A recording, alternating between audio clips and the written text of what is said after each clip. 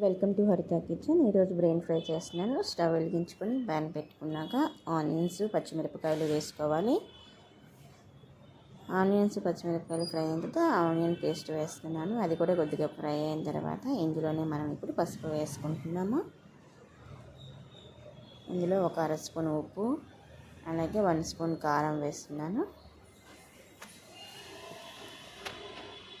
ఒకసారి కూరని బాగా కలుపుకొని ఒక చిన్న గ్లాసు వాటర్ యాడ్ చేసుకోవాలి. ఇందులో ఉడకపెట్టి పెట్టుకున్న బ్రెయిన్లు కూడా వేసేసుకోవాలి. ఇప్పుడు ఇందులో 3 బ్రెయిన్లు వేసానండి. ఇవి కట్ చేస్తున్నాను. ఒకసారి కలుపుకొని మూత పెట్టుకొని 5 మినిట్స్ ఉడికించుకున్న తర్వాత ఇందులో గరం మసాలా వేసుకోవాలి. ఇప్పుడు ఇందులోనే మనం కొత్తిమీర కూడా యాడ్ చేసుకుందాం.